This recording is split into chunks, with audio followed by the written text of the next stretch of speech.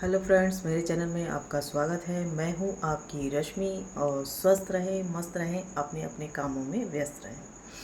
तो आज मैं अपने दिन की शुरुआत करती हूं और आज है 9 तारीख और 10 तारीख को कल मेरी सहेली ने, मेरी एक दोस्त है, बचपन की है, मतलब जब से हम लोग 10th क्लास में थे तब से हम लोग साथ में पढ़ रहे थे। 12th तक हम लोग साथ में पढ़े, फिर उसके बाद उसने अपना सब्जेक्ट बदल लिया, मैंने बदल लिया, तो अलग अलग हो गए। लेकिन हम लोग उसके बाद फिर मिलना जुलना बहुत कम हुआ और काफ़ी सालों बाद वो मुझसे 1-2 साल से कनेक्ट है अब। तो उसने उसके उसका अभी कुछ दिन पहले, मतलब 7-8 8-9 महीने के पहले उसके भाई ख़त्म हो गया था, जो उससे बड़ा था, और उसकी शादी नहीं हुई थी। और इसके वजह से उनकी जो मम्मी है, तो उन्होंने भागवत करी है यहाँ चिरौला मंदिर में। जो रीवा में रहते हैं तो उन्हें पता है कि चिरौला मंदिर कहाँ पर है, मेरे घर के पास में ही पड़ता है। और आज ही, मतलब 8 तारीख को मेरे पास उसका कार्ड आ गया था और व्हाट्सअप करी थी उसने, क्योंकि बोली कि क्योंकि माँ बेटी हैं और बहुत सारा काम होता है, मैं भी जानती हूँ, क्योंकि मैं भी अकेली हूँ करने वाली और वो भी अकेली है करने वाली। इसीलिए वो ज़्यादा लोगों को बुला नहीं रही है, सबको जिसको भी बुला रही है वो व्हाट्सअप के थ्रू ही बुला रही है। तो मैं तो जाऊंगी ही, और 10 तारीख से चालू होगा तो 17 तारीख तक चलेगा। 17 तारीख को मतलब लास्ट जो रहेगा वो भोजन का रहेगा, मतलब ब्राह्मण भोजन जो होता है वो रहेगा। तो इस बार मैं थोड़ी सी मुझे वो उसकी हेल्प थोड़ी करनी पड़ेगी, और मैं जल्दी जल्दी घर का काम ख़त्म करके और फिर मैं मंदिर जाया करूँगी नहा वहा के। सुबह मैं सोचती हूँ थोड़ा सा जल्दी उठ जाया करूँ तो जल्दी जल्दी काम हो जाए तो ज़्यादा अच्छा है। और कहते हैं कि भागवत जहाँ भी हो तो वहाँ पे आप कुछ नहीं तो कम से कम थोड़ी देर के लिए भागवत में बैठ जाओ तो अच्छा होता है उसके लिए, मतलब भागवत सुनना चाहिए। तो मैंने भी कोशिश करी है। एक बार मेरे यहीं पड़ोस में नहीं, मतलब थोड़ा सा घर के आगे तरफ भागवत हो रही थी काफ़ी दिन, मतलब बहुत सालों, मतलब बहुत बड़ा उन्होंने कार्यक्रम किया था। और इतने लोग वहाँ जाते थे, इतने लोग डेली, जब तक उनके यहाँ भागवत होती रही, मतलब दूर दूर से लोग आते थे भागवत सुनने के लिए और प्रसाद खाने ग्रहण करने के लिए।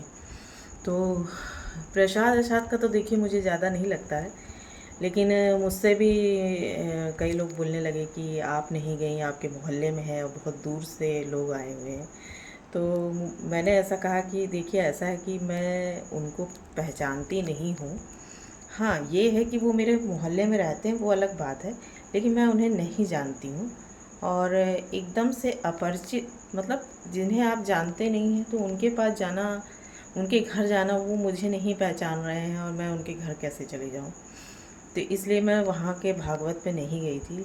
लेकिन मम्मी मेरी कहती है कि ऐसा नहीं है, पूजा पाठ के लिए कि कोई किसी की मनाही नहीं होती, कोई भी कैसा भी व्यक्ति वहाँ जा सकता है, चाहे वो तुम्हारे पहचान का हो या ना हो।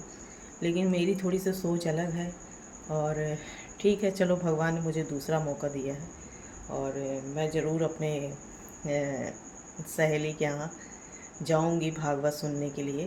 और स्पेशल मुझे उनकी मम्मी के ऊपर बहुत, मतलब कहना चाहिए कि मेरी माँ के बराबर ही हैं, दोनों एक एज की हैं। और बेचारे बहुत दुबली पतली सी हैं, और उनके ऊपर कितना बड़ा दुख पड़ा। समझ लीजिए, पहले तो कोरोना टाइम पे उनके हस्बैंड चले गए, फिर उसके बाद उनका जवान लड़का अभी 7-8 महीने रहा, वो समझ लीजिए कि 2 महीने वो कोमा में रहा हॉस्पिटल में। पता नहीं अस्पताल वालों ने कैसा, मतलब ऑपरेशन किया कि वो, उसके बाद तो होश में आया ही नहीं वो लड़का। और 2 महीने तक हॉस्पिटल में बेचारी रही आई। सोचिए, इतनी उम्र में और इतना, मतलब उन्होंने वो किया। मैं उनको देखती हूँ ना तो मुझे ऐसा लगता है कि भगवान, ऐसी सज़ा किसी को नहीं देनी चाहिए। और एक लौता लड़का था उनका, उनकी 2 लड़कियाँ और एक लड़का था।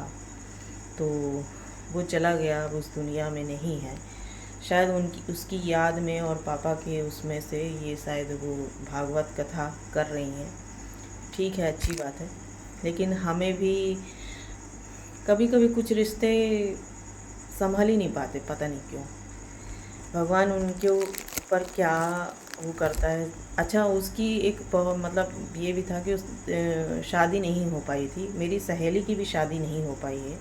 अभी उसकी कहीं पे चर्चा चल रही है, लेकिन पता नहीं, अभी कुछ अच्छे से पता नहीं है मुझे, क्योंकि मैं काफ़ी दिन से वो भी उससे मिल नहीं पाई हूँ।